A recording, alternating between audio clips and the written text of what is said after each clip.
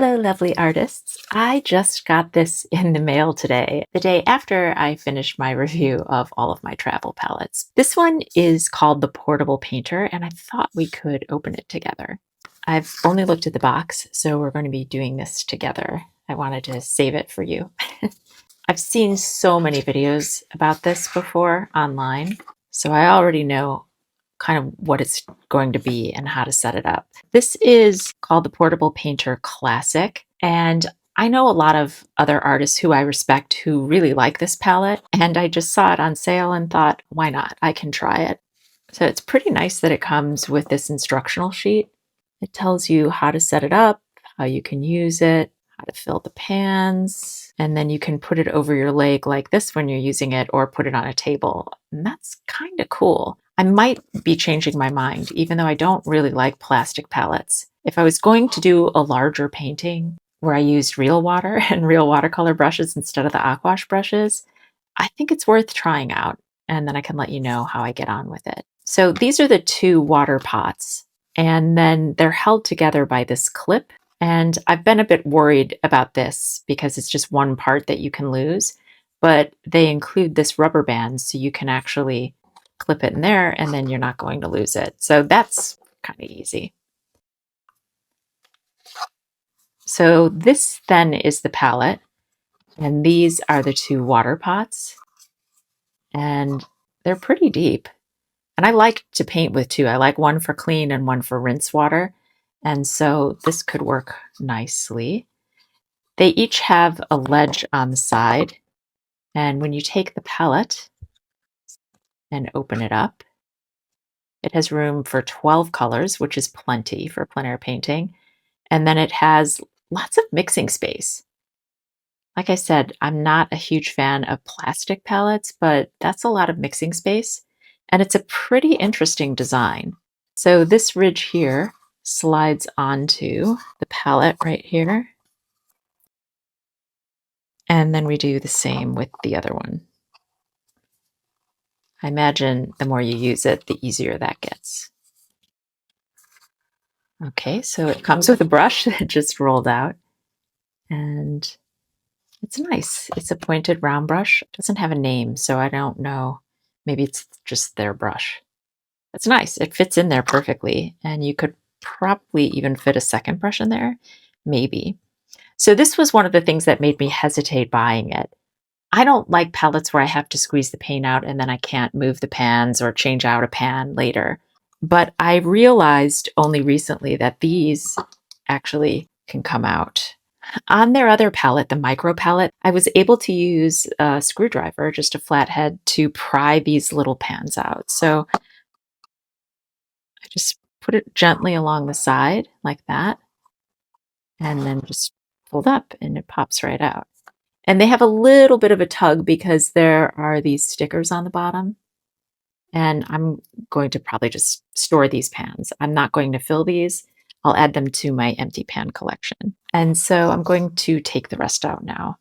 Okay, I've removed all of the pans and I've taken out 12 colors from my little Daniel Smith painted pans collection that I like to keep for palettes. I'm excited to put them in there. Now, some of these pans are a slightly different size. Some are a little bit larger. So we'll see how they fit in. And it's very difficult with these paint pans because there is no one universal size. They always seem to be a little bit larger and chunkier like this one, or medium like this, or really small like the Winsor Newton. So we'll just go with it and we can improvise. So for my yellow, I'm going to use the Bismuth Band-Aid yellow because I like using that one for Winsor Newton and I'm interested in exploring it with the Daniel Smith. But the Hansa Yellow Light that I normally use, which is included in their basic set, isn't light fast. So I'm going to experiment and see if that's a good replacement. And then I have the new Gamboge, the Pyrrole Scarlet, the Quinacridone Rose. So I have my Cool and Warm and Cool. And then for the blues, I'm going to have my Phthalo Blue, which I'll put here because it's my Cool. So Cool and Cool.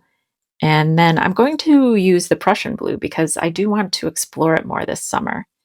So that will go with the warm yellow. And then I have French ultramarine, which I'll use next. So I'll have 3 blues just so that I have some time to play around with that Prussian. And then I'm looking for my transparent red oxide because I always keep these two together. They're always married in my palettes. Oh wait, I'm missing my transparent yellow oxide. So we'll put that there. All right, so I'm basically playing with the same 8 colors that I use all the time, only I'm trying out a different yellow that's more light fast, and I'm also trying out another blue because I'm interested in Prussian blue, so that's going to be my summer color to get to know better. So with my normal 8 plus the Prussian blue, I had 3 extra spots, and if you've been watching my videos, you probably know that these 3 are the ones that I've really liked and would like to explore some more. So I'm going to put the raw umber. I don't know. Okay, so I normally have my transparent red oxide and my transparent yellow oxide across from each other, but everything's messed up since I added this blue. So I'm just going to put it next to the transparent red oxide. So I like when I'm starting an unfamiliar palette to have certain routines that I always use, and it helps me get to know my way around the palette without having to think a lot or consult a color chart. And so I always have the primaries together, and I always put French ultramarine and transparent red oxide together. And then transparent red oxide is always next to transparent yellow oxide. So if I can just locate one of these colors or memorize one, I kind of know my way around where everything else is going to be, if that makes sense.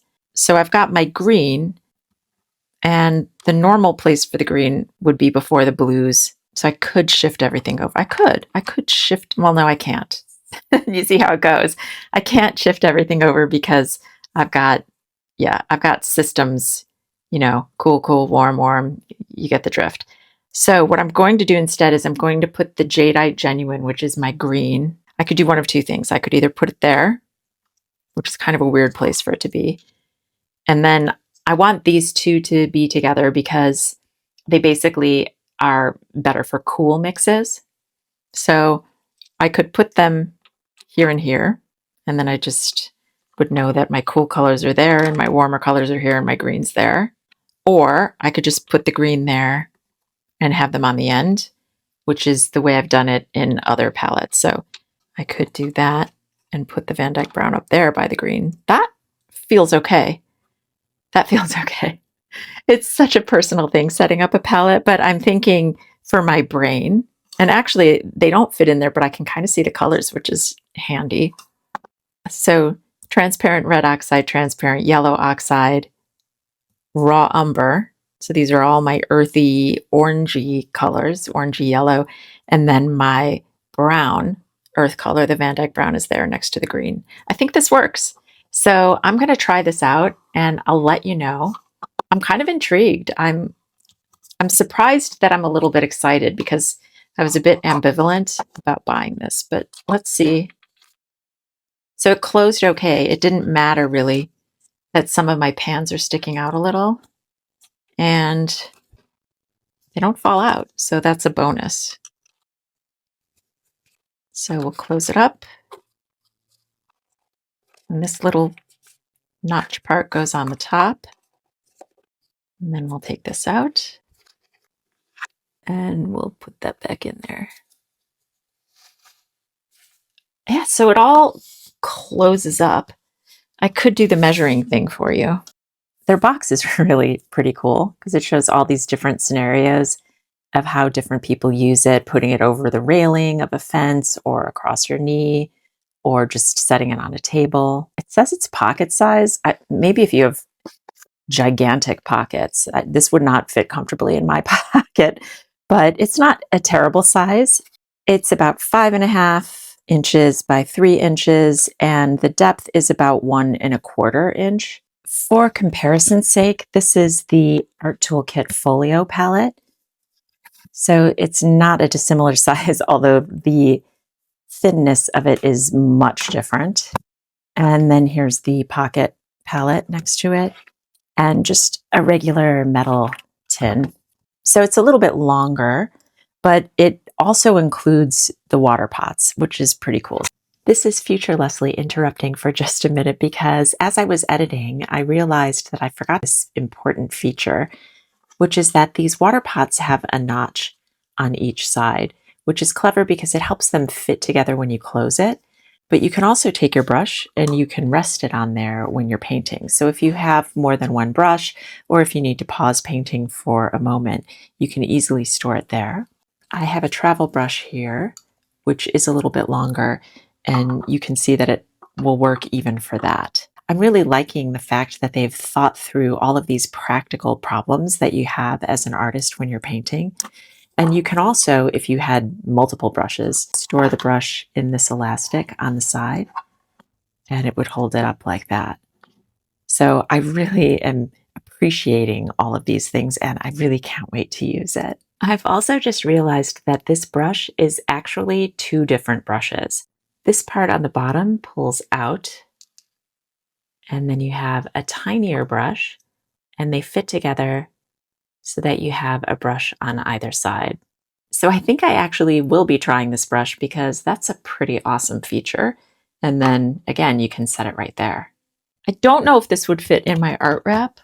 I can tell just by looking at it that I probably wouldn't keep it in my art wrap, but that might be okay. Because if I was going to paint something that was a little bit larger that would necessitate a bigger palette, I'd have a bag with all my art supplies anyway. So I'm going to try it and I'll get back to you and let you know what I think. What do you guys think? Does anybody use this? Tell me in the comments. Anyhow, thanks so much for watching. I hope you all have a beautiful day and happy creating.